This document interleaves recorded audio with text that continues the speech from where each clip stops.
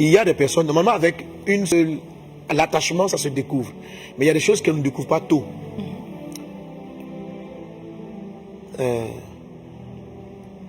Il y a des personnes pour marquer qu'elles t'aiment, pour te dire qu'elles t'aiment. Sans se rendre compte, elles t'injurent presque, elles te font parlable. Elles te font parlable sur du détail. C'est-à-dire que donc, son amour se manifeste, c'est anormal, hein, mais c'est la chair qui est devenue comme ça. Quand tu veux parler, mais tu m'as donné rendez-vous à 18h. Et puis elle crie, pourquoi il est 18h44, maintenant tu arrives. C'est qu'elle te fait là. Si tu vois qu'elle ne fait pas ça avec ses camarades habituels, et qu'elle n'a pas fait ça quand vous étiez en cheminement, parce que quand on est en cheminement, on est sous l'effet du coup de foudre. Quand on est dans l'attachement, on est sous le charme. Donc, comme on est sous le charme, et le charme est très bon, hein, il faut continuer le charme. Mais comme on est sous le charme, il y a des choses qu'on ne voit pas. Et puis, quand on arrive à la période des fiançailles, on va devenir ses chers. C'est comme si les fiançailles sont une pré-promesse. C'est comme les fiançailles vont vous permettre de découvrir ce qui peut être le début de votre mariage.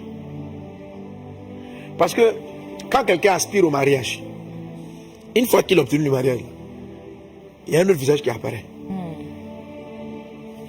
Pour beaucoup de personnes, il y a un visage qui apparaît. C'est comme si j'ai enfin conquis. Si la personne a besoin d'1 an pour conquérir, pour s'asseoir, les gens se concentrent beaucoup dans les fiançailles. Il ne faut pas que je m'énerve trop, sinon il va partir. Il ne faut pas que je fasse ceci, sinon je vais la perdre. Il ne faut pas que. Et puis après, 1 semaine, 1 an, la colère, l'irritation. Voilà. Ce sont des gens qui, normalement, n'ont pas bien reçu leur fiançailles. Parce que dans les fiançailles, on a suffisamment de signes. Mais qu'est-ce qu'il faut faire? Parce que même la personne qui réagit nerveusement peut ne pas être une personne profondément nerveuse. Beaucoup de gens nerveux le sont parce que leur chair a été déformée par les blessures de la vie. Leur chair a été beaucoup déformée par les blessures de la vie. Une des premières fois, je racontais ça, je crois, à mon fils hier, une de mes filles spirituelles, quand j'étais étudiant.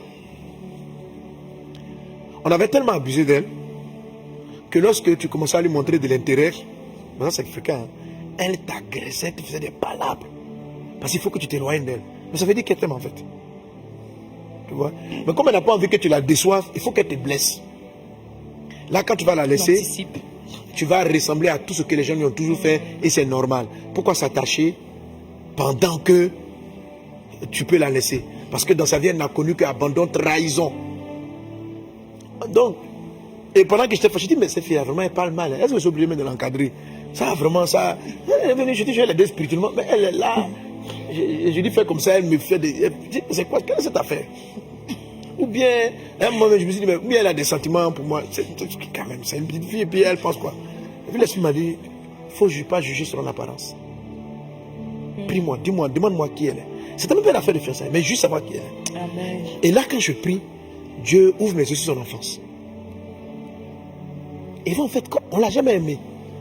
On lui a seulement donné de la haine et du rejet et du mépris. Donc, ce qu'elle redonne aux gens, quand elle l'aime là, c'est le mépris qu'elle te donne. C'est ce rejet qu'elle donne. Elle m'a dit, voilà qui elle est. Sa chair actuelle, voilà ce que c'est. Mais sa vraie personne, c'est ça. C'est ce que je te demande d'aller chercher.